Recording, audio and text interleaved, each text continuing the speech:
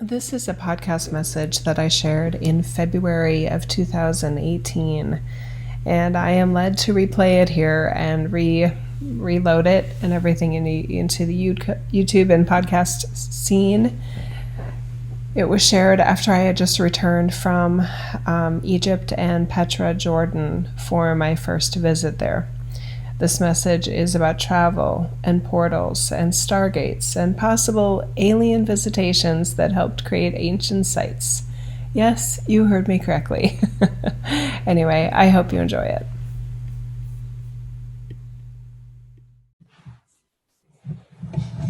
Hello, everybody. This is Jill Renee Feeler, and welcome to this week's Gifted Message. I am so excited to be here with you. We've had a break from the live calls because I was on an adventure with a lot of our soul family here. We went to Egypt and Petra, Jordan, and it blew my mind in a lot of great ways. It's always a good sign of a trip when you are planning to go back while you're on it, right? Okay, so let's take a couple moments here.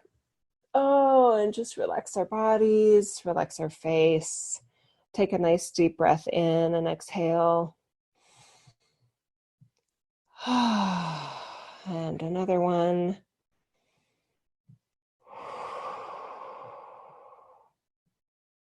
Okay.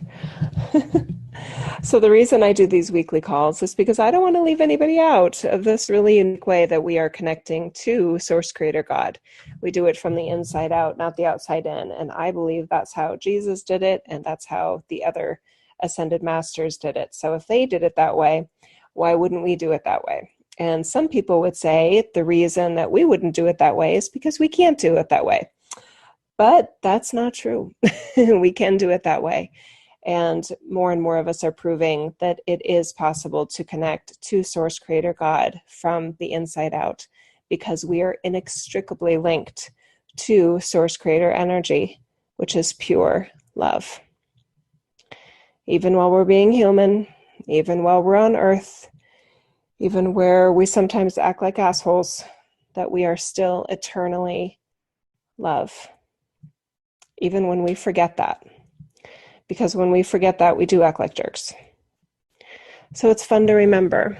And it's really fun to remember alongside other people that are also remembering that connection, that inherent sovereignty is not something you need to learn and not something you need to earn. It's only something that you need to claim as yours, as the loving, eternally amazing energy that you are. And when we claim it, it changes our humanity from the inside out. It doesn't make us perfect, and the beautiful thing is it doesn't have to make us perfect, but it does make us feel whole and complete in a reality that is a genius at making us feel the opposite. So yeah, that's why we do this. Pretty simple, right? And pretty profound. And the results are even more profound. So what are we going to be doing today? How can I not talk about this trip, right? I haven't had the post-trip call with my peeps that went on the journey with me. There was 19 of us, and I want to call it 20 because one of us on the trip is with child. So we kept thinking of Kristen's baby when we were on the adventure as our 20th traveling buddy. So it was a very special trip in a lot of ways. I posted a lot on Facebook. So for those of you here that are not on Facebook, I don't really have another way of conveniently keeping you up to date or getting you up to speed on everything from a visual perspective. I do encourage you just maybe even just create a Facebook account with a picture of your pet or something like that so that you can access all of that. It's just a really convenient way to stay in touch. So that's up to you. So where do I begin?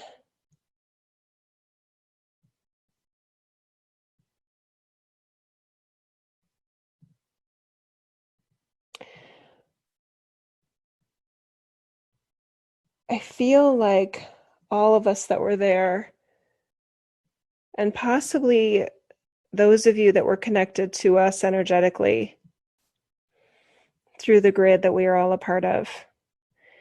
I feel like we all experienced some sort of a sacred meaning godly, initiation.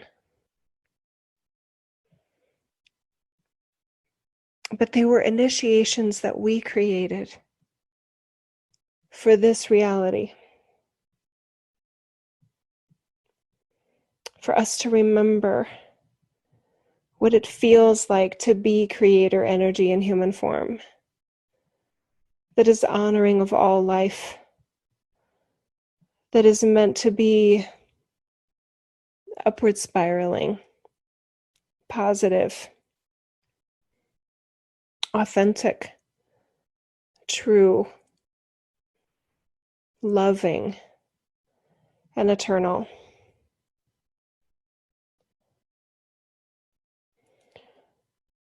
There were moments at those places where each one of us felt internally guided to, I want to say, we were at the Temple of Isis and we were walking up, and apparently it's all recreated at a different site right now, but there's still something really special about that land. And we're walking up to all these supposedly recreated structures, and we're all, like most people would be, looking at the I want to say exterior walls. And I was guided to turn around and have your back to it. And the sun was on our faces. It was probably about 9 a.m. The sun rising, and you can feel the sun on your face, and you could feel this power behind you. The power of the site, possibly, in the actual land. The power of the energy stored within those hieroglyphs that are behind you. They empower you. Every one of those glyphs is like a storage container, not unlike human words, spoken words and written words. And I think all of us, what I felt when I said, turn around and see what you feel, I heard a lot of our group saying, oh, wow, okay. How would we know that? How would we know to turn around and let ourselves feel, not with our eyes, but with our eternal energy fields, the structure of these codes that are locked and stored in these places? Now, that was a crazy day at the Temple of Isis, and I don't feel led to share that right now, but it felt like out of a Dan Brown novel in a lot of ways. And the more I heard individual stories from our group of 19 plus 1, the more I feel like something really important and interesting was going on there that we probably may never understand. But that was just one example. When we were at Karnak, it's hard to not be impressed, if not overwhelmed, by the sheer number of carvings, right? These glyphs all over the place. And they're not random. I mean, you can feel the purpose and the intention in them. And my team said, put your hand down here. There was like an older kind of section that had been worn down a little bit, probably about knee high. And my team said, just feel it, Jill. Open your hand. And I felt it, and I could feel the energy coming out of it. And it felt like a language, a non-human language. It felt like a cosmic language, not from around here type of language. And it felt familiar, and it felt light and beautiful and wise and exceptionally creative.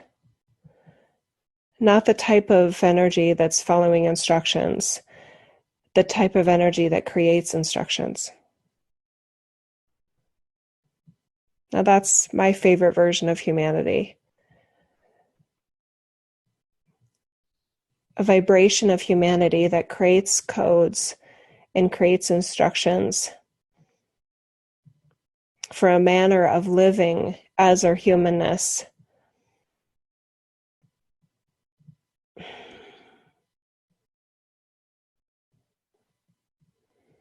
That is something that I want to say, feel good about. That is something that makes our higher self smile.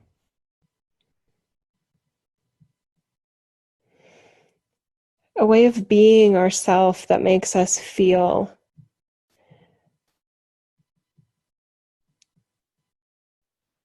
like the representative of God's love that we are and can be, all of us can be in this reality.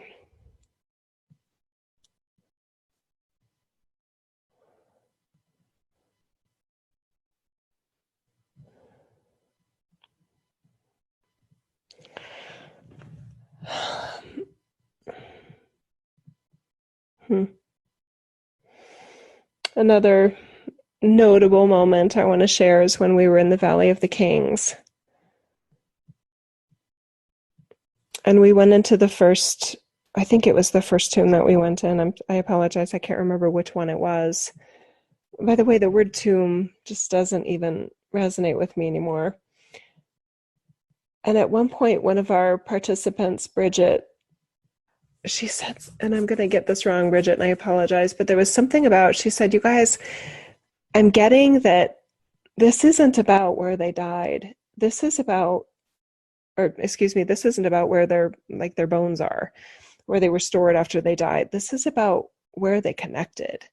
These are like Stargate chambers. These are places where these beings that connected, this is where they love to connect. Now, yes, and this is me adding, it could be that historians found the relics of their bodies there, but that doesn't mean that's all that was. There are these boxes. They look like a hiding place all over, actually all over these areas.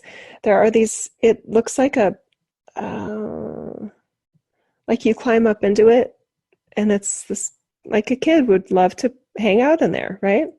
Or adults like us that are a little unusual, very childlike and curious, playful, high vibe kinds of ways. It feels good to be in those places. And as she said that, we all adjusted our perspective of what was happening, what these places meant, what they represented. And it was so cool because the first one that we went into, it was just so beautiful. And artisanship, I mean, the beauty, the lightness and brightness of it, it's so special in there.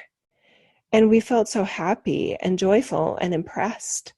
And we were giggling, we were smiling. It was really fantastic. And one of our members, Mary Beth, she was crying. She had tears on her face, and the attendants that they're not like security, they're not armed, but they're those that are making sure that we're following the rules when we're in there and so forth.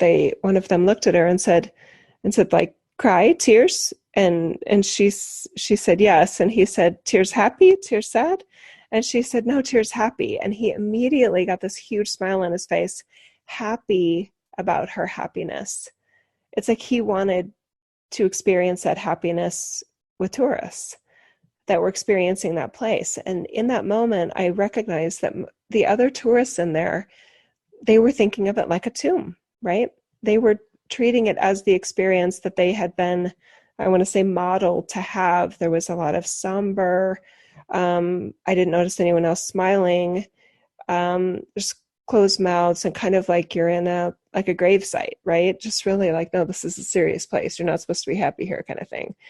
And I was just noticing the huge contrast between what we were allowing ourselves to experience as compared to what others were choosing to experience. Maybe because they didn't, and maybe because they don't know better. I don't know. It's not about judging that. It's just awareness of how differently we can experience these places and ourselves and this entire reality. That place was amazing. The Valley of the Kings felt so special and so important.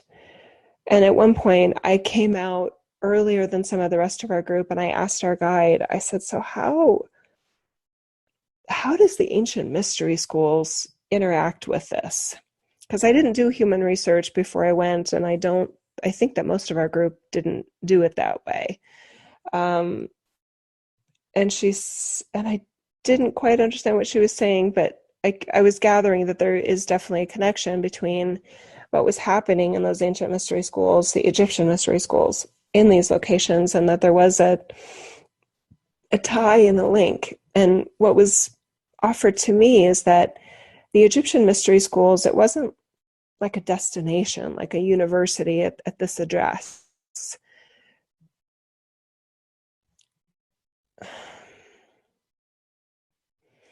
It was an energetic attunement available in multiple places for potential initiates that had the pre-wiring and the pre-coding to hold and connect with divine energy in a way that is not common for humanity. So call us cosmic astronauts, call us cosmic explorers, call us hybrids from other realities that are also experiencing human form. It doesn't matter what term you put on it. There's something different about the way we look at ourselves and the way that we look at this reality and what's possible. It's not about hope or faith in the context of a religion. It's about grand expectations because we know what was possible, because we helped build the fabric and the context of what humanity is as the eternal creative energy that we are. When you somehow, in an indescribable way, know yourself at that level of your creator orientation, it affects everything about you. Your frame of reference is just different about everything, about the empowerment that you feel in yourself, about the empowerment you want others to feel for themselves.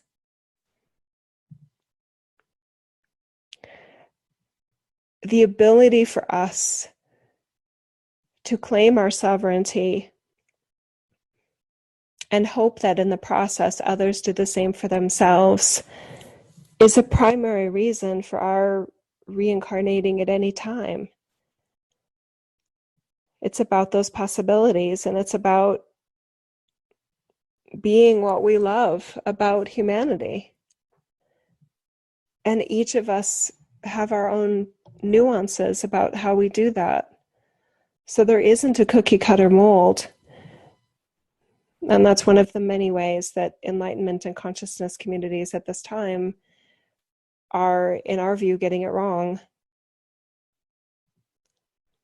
Wherever you are suppressing creative expression that is honoring of life and honoring of self and honoring of others, it is compressing the majesty of physical life, and that does a disservice to source energy within all life. So it's not just about the ability to be surprised and impressed. It's about the expectation of being surprised and impressed with yourself, and that come with disappointments. Of course it does, especially in an age where there is so much forgetting. We're forgetting who and what we really are is like a virus.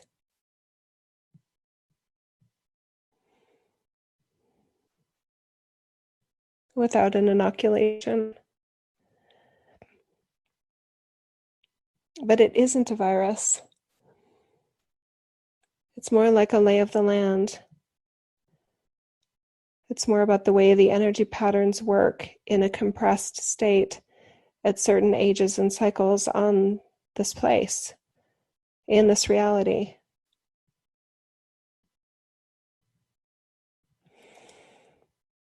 So part of what we experienced physically being there, it was being surprised and impressed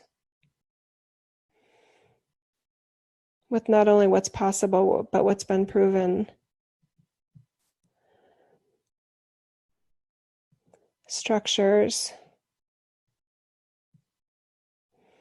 not just artwork, but the energy that they contain, and the appreciation that it was ever created, and the awe that it's still in the condition that it is. I felt myself so many times in these places feeling this sense of, oh my God, it's still here. That's so cool. That's so cool that it's still here.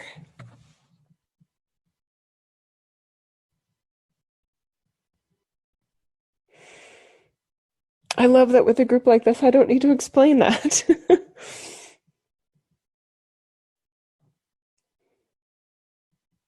Because I don't understand it as my human brain either. And I also love that I don't don't rely on my human brain for that kind of explanation anymore, because it's just not wired for that kind of cosmic consciousness and rationality.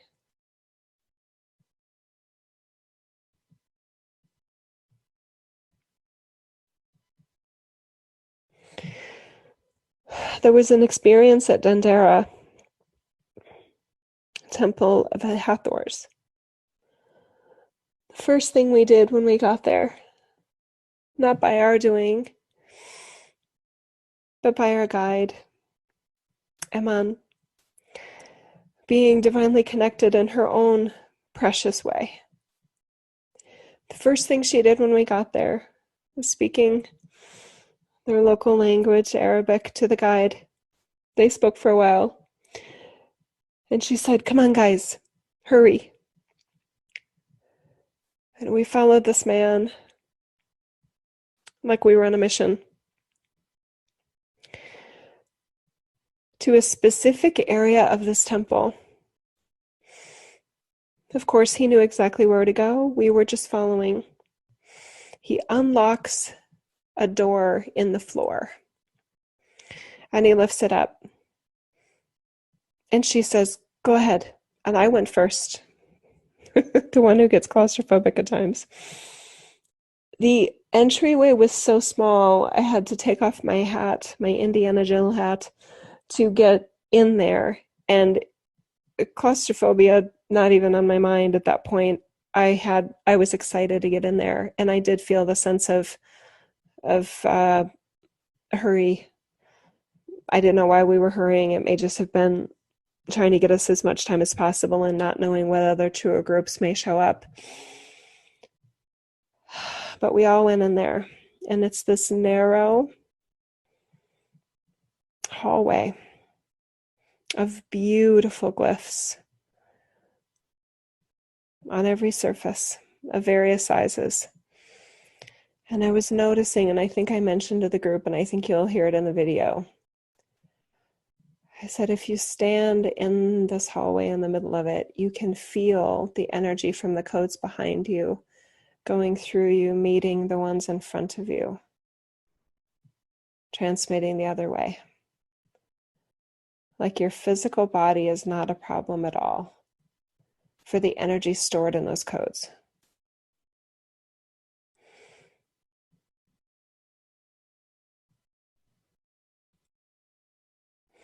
So what do those codes do? It's a great question. I can feel some of you asking it. But I do feel like the question is too limited. What can't the codes do? What do you want them to do? What do you want them to be for you personally? What do you want them to be for this reality? What do you want the word love in a love poem to do and be for the person that's receiving your expression of love? You see what I mean? I completely respect the fact that our minds want to identify and understand and decode these codes. But it does feel like an extremely limited approach to begin to receive all that's offered in these places. There's a majesty in these places that literally has stood the test of time. And it leaves you awestruck, impressed, changed forever, reinitiated as the eternal representation of source energy that you are, even in your current form, even in your current human expression.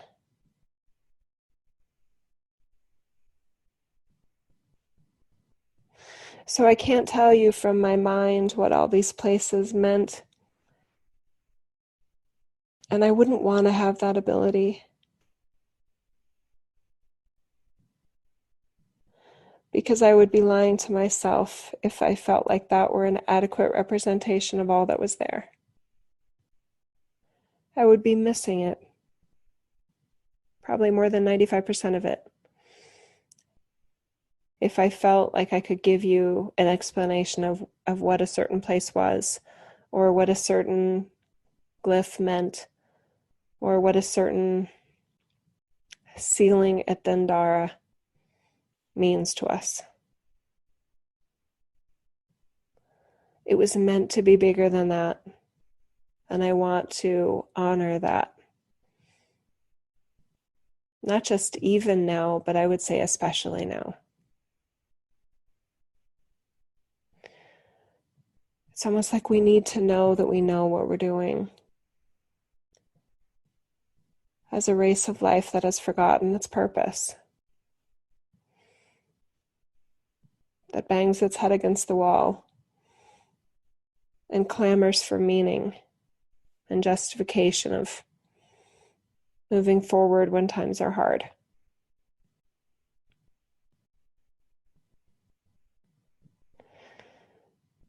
I invite you to just join me for a minute in just letting yourself recognize your body as a container.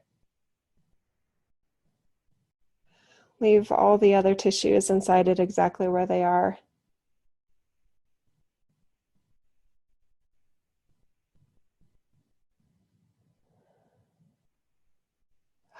Think of your humanness as a vessel for your spirit, for your soulfulness.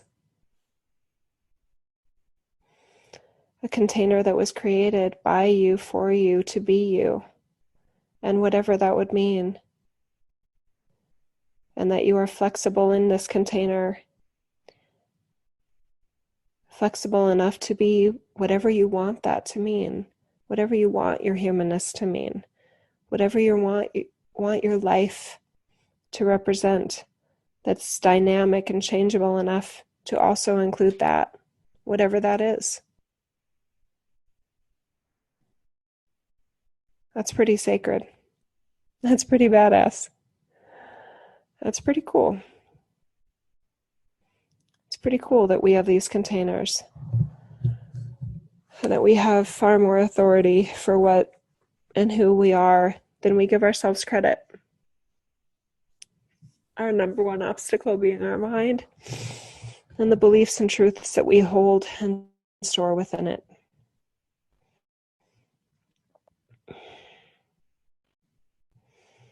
We get rigid, we get lazy, we get tired. It takes some work and initiative to be creative. But when you surprise yourself, when you impress yourself, And you get that smile on your face like, I just did that. I did that. Even if it's standing in Egypt saying, oh my God, I'm in Egypt. I'm in Egypt.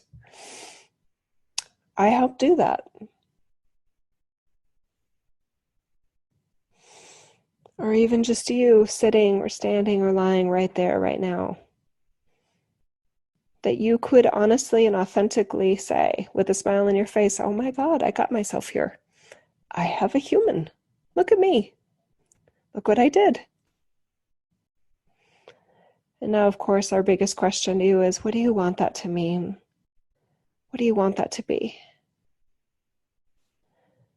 Because most of the limitations that you're placing on yourself are vaporware.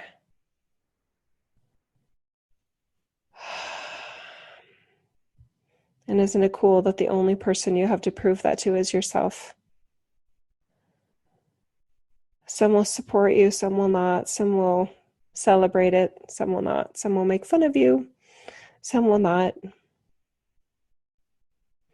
And none of that matters as much as your ability to believe in yourself.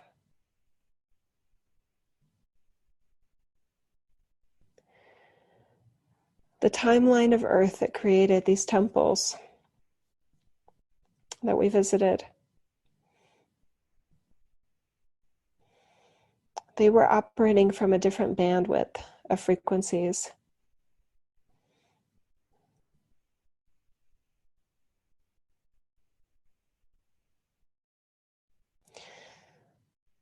Some of us have felt those frequencies within ourselves, but we didn't feel the representation of it in our outer world. Well, maybe sometimes, like right now, I'm sitting here in my master bedroom in bed like a lazy bones, and I am looking at 3 beautiful does just eating the grass. That to me is as cool as any temple I saw in Egypt, to be honest with you. They're fantastic. And we're fantastic. They look at us with a lot of amazing delight as well.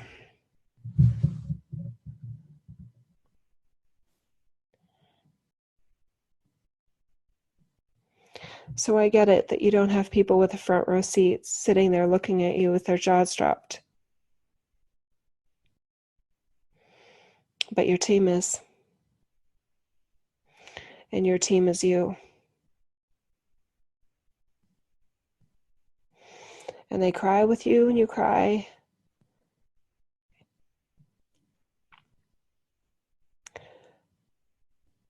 And they cheer louder for you.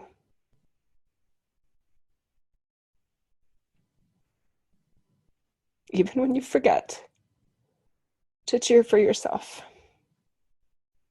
Because we're taught not to do that. We're taught that that's arrogant.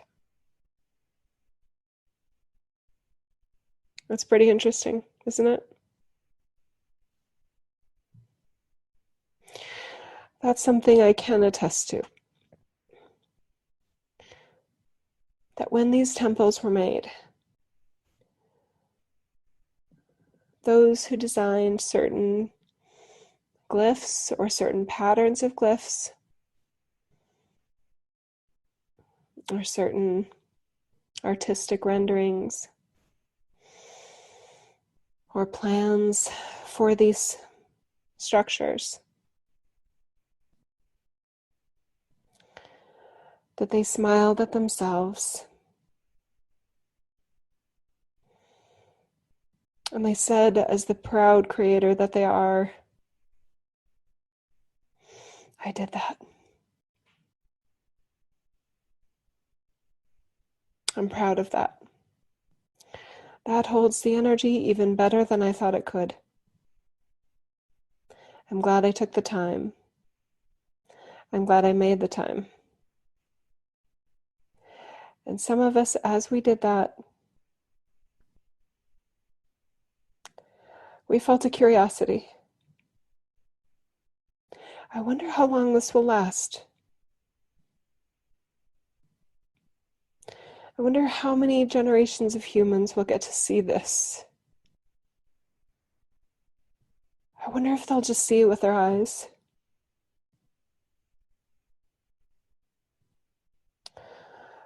I wonder if they'll feel the cosmology of the universe that I felt when I did this. I wonder if they'll feel that within themselves.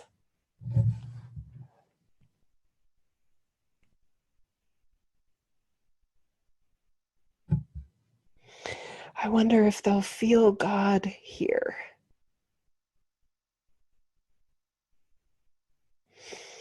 I hope so.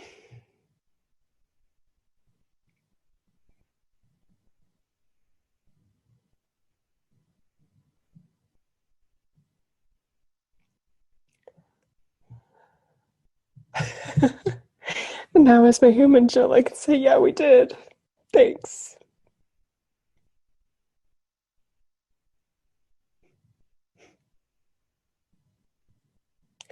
Thanks. We felt it. We saw it. We touched it. We smelled it. Yes, I was in Egypt and Jordan smelling walls. I can't tell you why. It just felt like the right thing to do, and it felt like a memory of smell.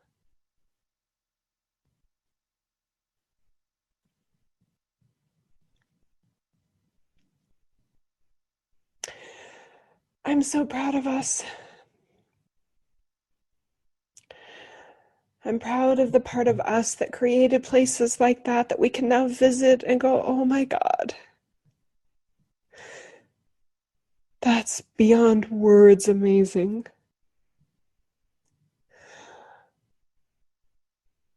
I'm also super proud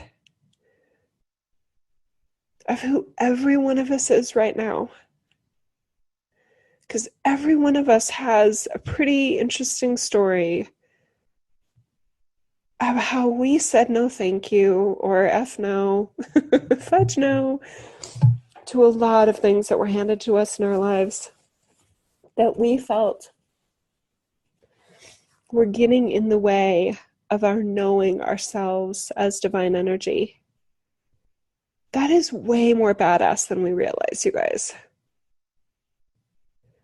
That's something that is equally worthy, especially with the constrained frequency range we have right now, peeps. That is equally as worthy of us, just as that creator looking at that temple or looking at those thousands of year old drawings saying, oh my God, I did that. I'm pretty proud of myself right now. Would you please, just for a minute,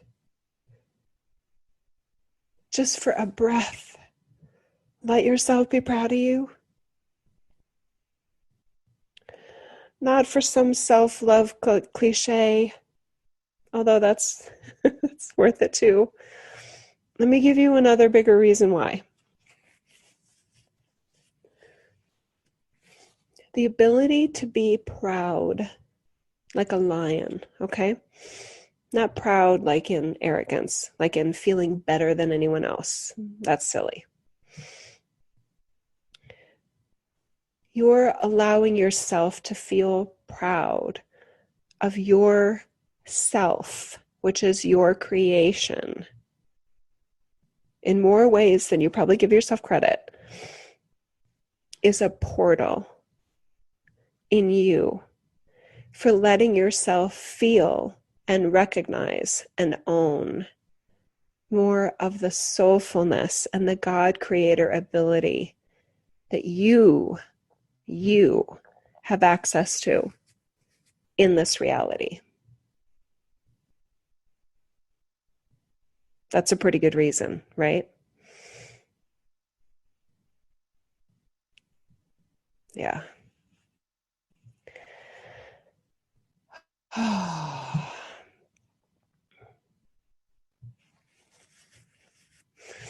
Okay, hang on. I'm going to mute just for a moment because I have to blow my nose.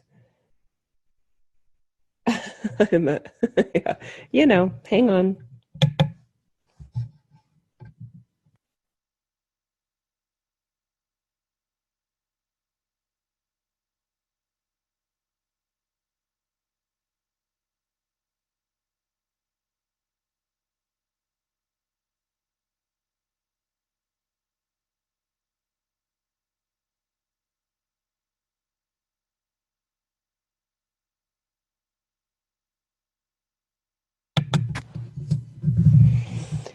Whew.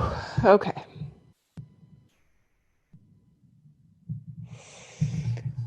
I love that. The Buddha just said it's hard to be humble when you recognize you're the creator energy of God in human form.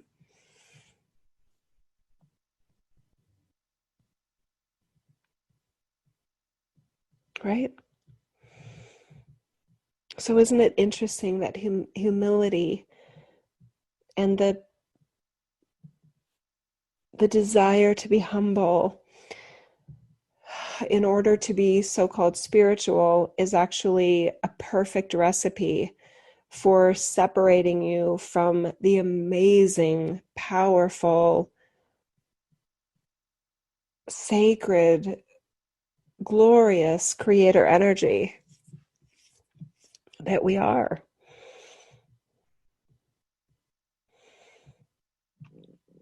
And the caution that some of us have felt against becoming arrogant was a misunderstanding, because arrogance is saying I'm amazing and you're not. Accepting your creator energy is saying I'm amazing and so are you. Whether you recognize it or not, I know you're amazing. And I'd love it if you recognized your amazingness, because your amazingness is different than my amazingness. And the culture that created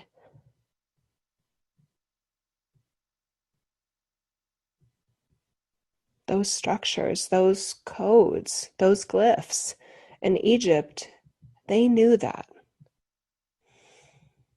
Was there still compression of energy? Was there still manipulation and control and suppression of certain groups? Yeah. Yes, it wasn't perfect. But the energy range, the frequency range that they had available to them in that time, much more readily than we do now, which is one of the reasons why we're here, incarnated, because we individually represent that. We have access to it. And the more that we allow ourselves to be that wider range, the more readily available it will be and becomes in this reality. Who chooses to accept it and claim it for themselves, that's a whole different matter that for me I choose to not get preoccupied with, because I can't do anything about that. I can't fix that. It distracts me from being my own version of light that I get excited about. And that is more than enough to handle. That's true. hmm.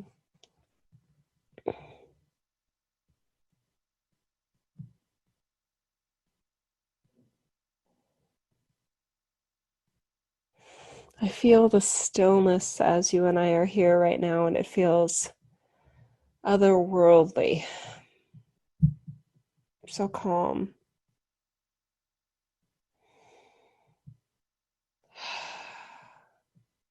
So still,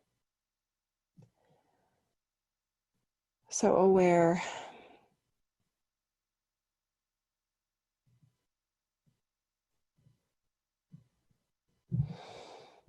Hmm.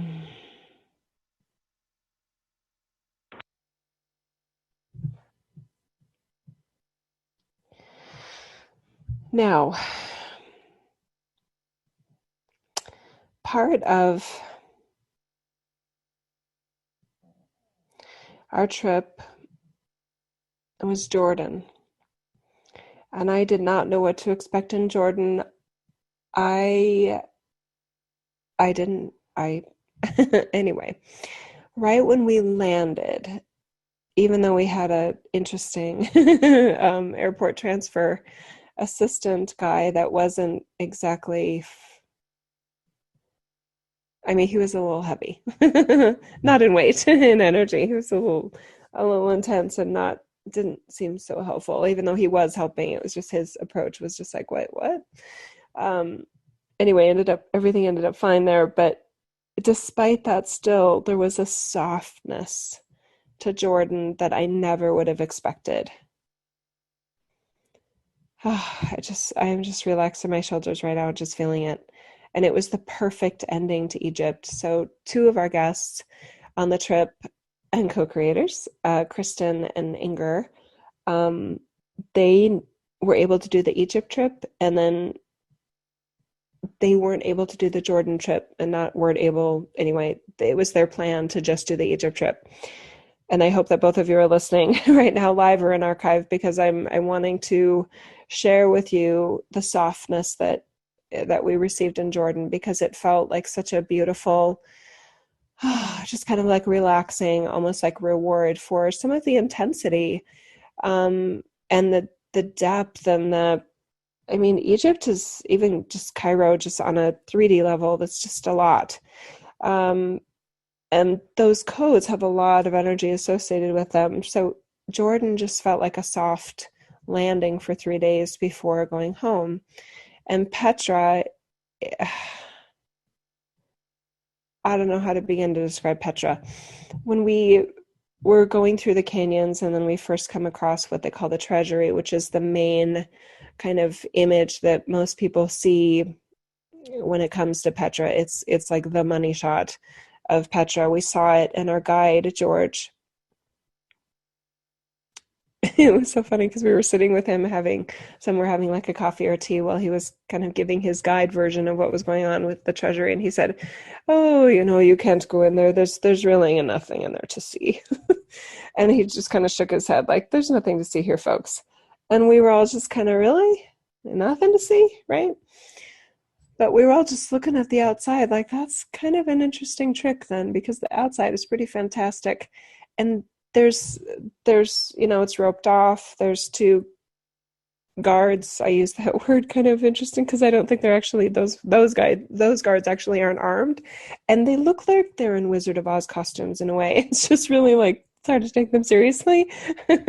So I don't know what would happen if you like stormed the guards. We didn't try that, and we didn't have to, which I'll tell you about in a minute. But you're sitting there looking at it, and then we're walking along to the next part of the community in Petra, and I'm just like, really, George? I mean, like, there's nothing to see in there. There's so much amazing, like these portals and these doorways and all this stuff. I mean, there's nothing. And he had mentioned that the community that created those elaborate carvings was only there about 400 years, and I was like, 400 years, really?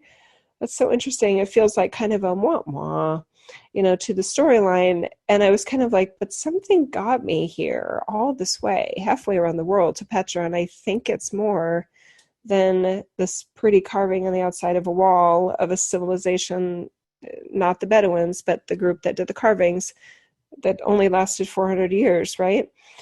And I was like, really? And he said, yep, 400 years. And then they disappeared.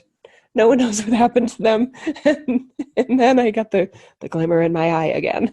And I was like, oh, really? And we were walking fast. He was trying to keep us on target because, as you can imagine, our group, we're kind of squirrely, all over the place, having our own experiences in a lot of ways. And I said, oh, really? So they disappeared. I said, kind of like the Mayans. And he was still walking at his rapid pace. And he looked over at me and he smiled with his beautiful greenish eyes. And he goes, yes, kind of. And I said, so what if they're like, cosmic, like aliens or something, and they popped in for 400 years and they did this amazing work and they created these stargates and portals and these interesting carvings to draw our attention to them. And then they like disappeared, and he got this smile on his face like, that's possible. Not like he was holding a secret, but like, yeah, you're looking at this way different than the rest of us are. But then it was like, okay, yeah, there is something more to what's going on here.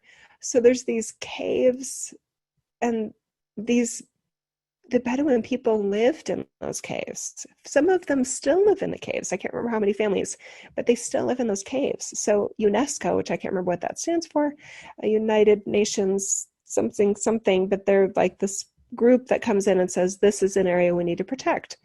But what happened with UNESCO, and it was just like in my lifetime, I want to say in the 80s, they came in and declared Petra a UNESCO heritage site.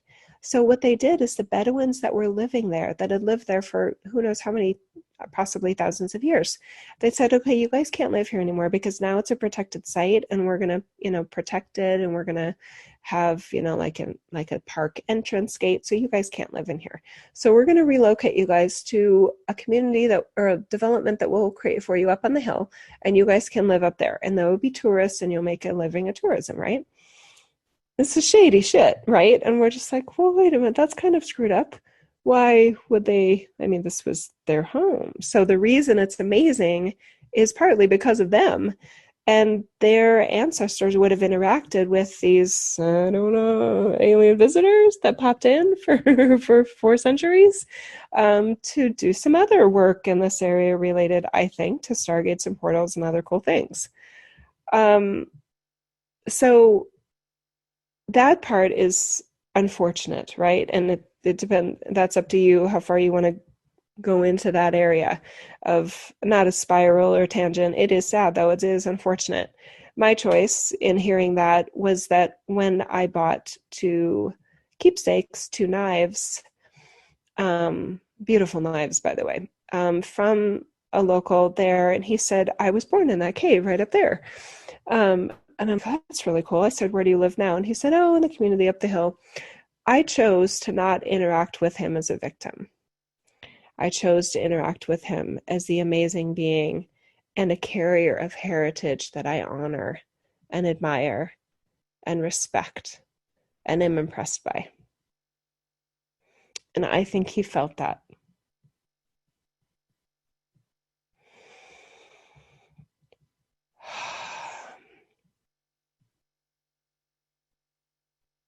I know he felt that.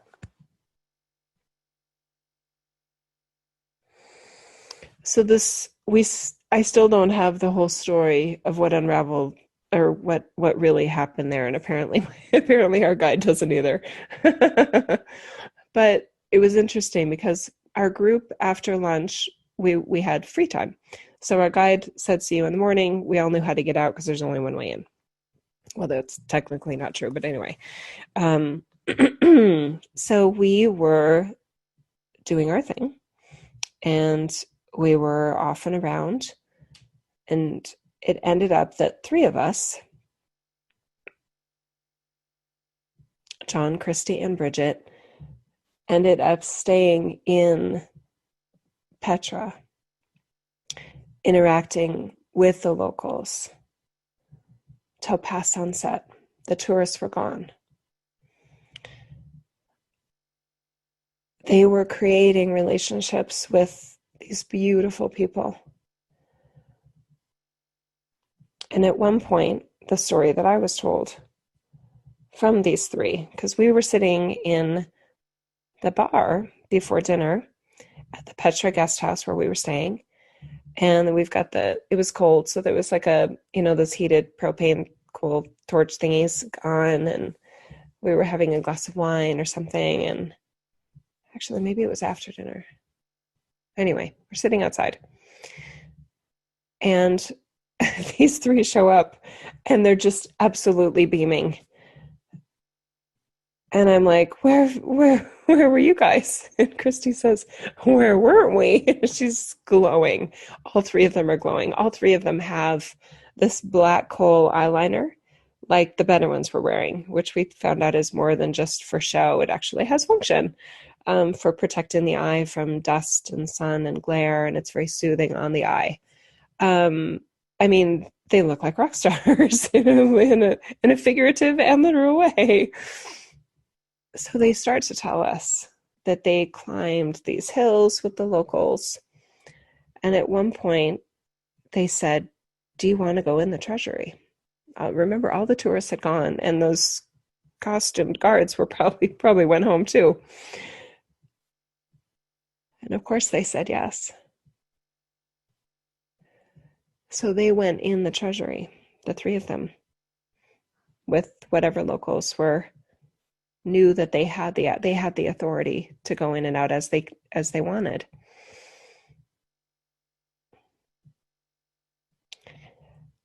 And what I remember John saying is, Jill, we were right. It's amazing in there. There's a portal, and what we're calling a portal here, you guys, is a carved doorway where there is no literal door. It marks an ascension gateway. It marks a stargate. There's a whole bunch of different terms you could put on it, right? Ascension for leaving this reality? Why not? It could definitely be that.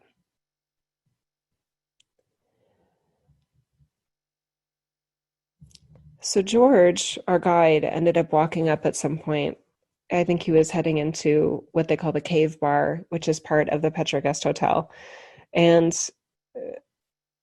we got his, we waved at him and he waved at us, and he came over, and then we offered him a glass of wine. Sorry, Bridget, that I gave him your glass of wine that you hadn't started yet. And he sat with us, and I said, George, they went into the treasury. And it was really interesting. He wasn't overly excited about it. It was kind of a, oh, really? And I don't know what different layers were going through him. It could have been things like they broke rules. They weren't, not us, but whoever let them in there, they broke some rules and they could get in trouble for that. It could have been curiosity of part of me wants to ask them what it was like, but I'm the guide and it feels uncomfortable asking those questions. I don't know. But somebody at some point also offered that when President Obama went to Petra, supposedly he wasn't allowed in the treasury. It's amazing what can happen when you make space for personal relationships with the locals that have authority over these places that goes beyond the boundaries of an organization, even like UNESCO.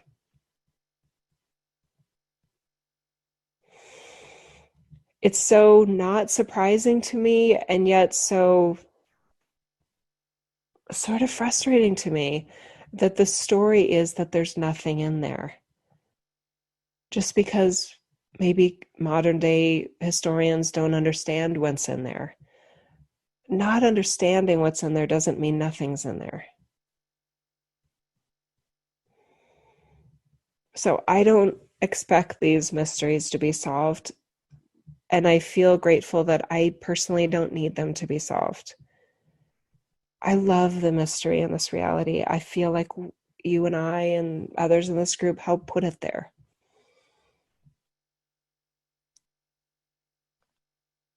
Some truths aren't ready to be revealed. Some truths may never be ready to be revealed.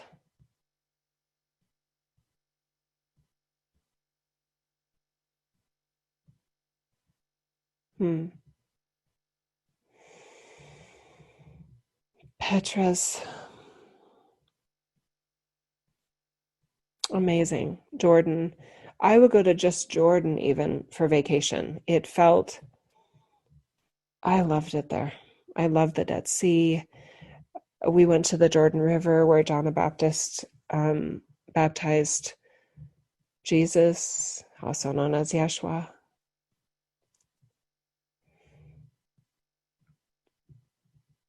It's a beautiful, beautiful place. Some of us took off our shoes and sat on the steps on the Jordan side of the Jordan River and put our feet in the water of the Jordan River, and it felt cold and refreshing and perfect. And it was very, very interesting to watch on the Israeli side of the river, which is probably 20 feet on the other side, that part of the river where these steps are for baptisms that part of the river is not very wide. So you're just witnessing these busloads of Baptist brigades or baptism brigades, just, they're in these white gowns and getting baptized, and it's interesting. It's just very different. And I know that world from, not personally, right? But in other words, I hadn't been in a white gown being baptized, but I get that, how important that was for them. That's a big deal for any sort of person that identifies themselves as a Christian to be at the Jordan River where Jesus was baptized, to get baptized themselves. I'm happy for them. that's a big deal, and that's great. Part of me definitely, I know at least one of our group heard me say, "Save me, Jesus," you know, just to be funny. um, hmm.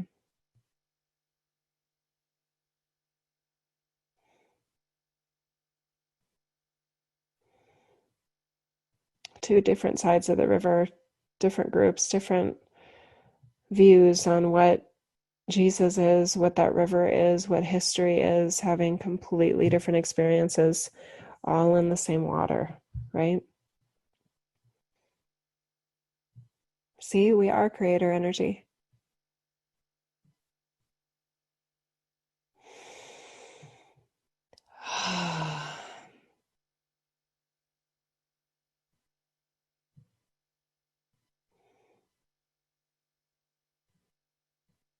Hmm. I just still feel that stillness, and I'm loving you all so much.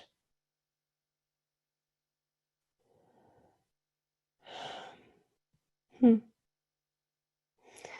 So this this hour that we have together today doesn't and can't begin to describe everything that was experienced. But for those of you that check out the Facebook, my Facebook wall at Jill Renee Feeler, you'll have a visual sensation to experience. But again, it just doesn't do it justice. But I hope that some of the deeper energies that we shared with you today help you feel it on a more cosmic, soulful level. The words were just energy containers, like they always are. I do encourage you to listen again and just let yourself feel the words more than hear the words. Let your brain take a nap, maybe, and just let yourself feel it. I got home at about 12:30 a.m.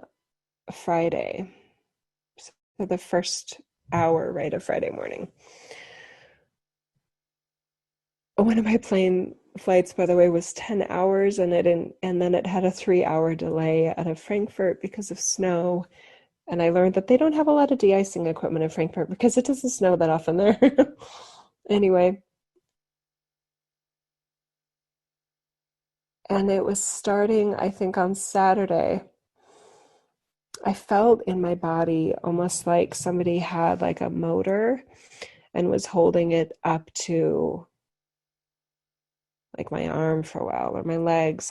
I felt so amped, I want to say, and charged in a lot of ways. And I know this happened to me at one point when I was intending to take a nap on the trip. At one point, I think on the cruise on the Nile, I was like, oh, we have a bit of downtime in the afternoon. I'm going to take a nap. And the minute I closed my eyes, I just was flooded with, not necessarily messages, but just like symbols and codes and just waves of energy. And I'm like, okay, so it's not a nap, it's something else. And I just let myself receive.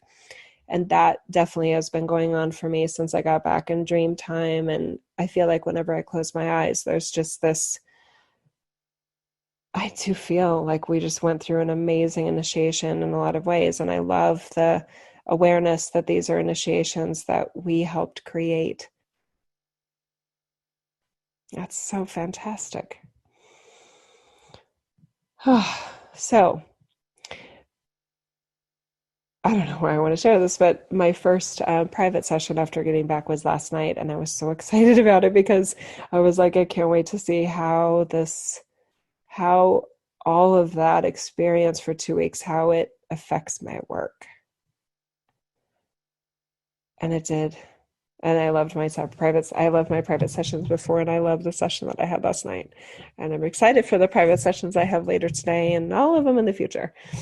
Um, and I love how this message went today too. I love you guys so much. Oh, I love you. So this isn't about, I mean, you take what you want from this, right? Am I saying you should go to Egypt? If you want to go to Egypt and have your own version of an experience, I highly recommend it. And and I'm going again, so you can watch my site for joining me, if you're up for that. But it's more about, and I feel like that's what I received today in the message, is it's more about who we are and what we have access to within ourselves, with a range of energy that hadn't been here, but we knew enough to bring it with us. And we succeeded.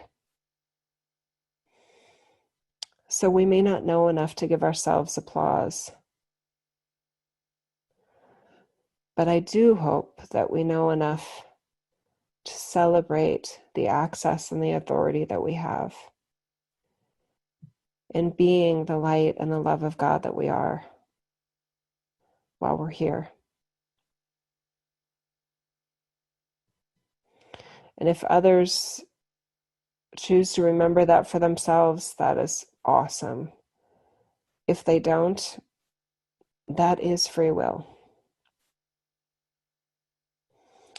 But let's use our free will to the maximum as well.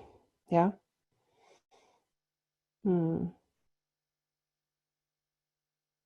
Okay. Alrighty. I'm going to let you guys go. Other announcements here. Let's see. My website is jillreneefeeler.com. On social media, I use Jill Renee Feeler for all of them. So Instagram, Twitter, Facebook. It's easy to find me. YouTube, same. You can just search in YouTube Jill Renee Feeler as well. There was a replay yesterday, and I'm a bit out of time. We were out of time the entire time of our trip. And I messed up, and I am so bummed about this. So John Burgos, Some Beyond the Ordinary, I had the divine pleasure of being a guest on his show in January, and they did the replay, and I thought they were running it today, and they ran it yesterday. So that was my bad. I'm asking their admin support for the MP3 so that I can share that, because that interview, there was a lot encoded in that, and I love that it was pre-trip, and I love that John joined us on the trip. He was one of the 20 that were on that trip. They replayed it because the special offer that we did is called Living Ascended, and it's so perfect that series is so well placed. In terms of the live Q&A call is Saturday, February 27th. Or wait, no, I have that day wrong. Hang on. Today. Oh, Saturday, February 24th. So they ran the replay so that people could have another chance to jump into that series and still have a chance of participating in the live Q&A call versus when it's archived. The archives are fine too, though. So if it's past February 24th and you feel led to check out the Living Ascended series, I highly recommend. There's a lot of really, really deep stuff in there, and I love how geniusly simple it comes across, and it is a lot about, really the main theme is about living that light, living your light, and knowing that you're ready. And I would say maybe beginning to know and trust that you were born ready, that you were born to be ready to be the light of source that you are. And if you've forgotten over the years, no problem. When you were born to be your light of source, it doesn't matter how long you've forgotten in your humanness, because you're out of time. You're eternally that light. It doesn't have to be hard to put that re-membrane back into place and trust yourself as the whole and complete and amazing and glorious representation of source that you are, that no one has ever been and no one will ever be. Okay? I love you guys so much. So I plan to be here again next week. I've got some exciting other adventures and things that you can check out on my website, again, jillreneefeeler.com. I love you.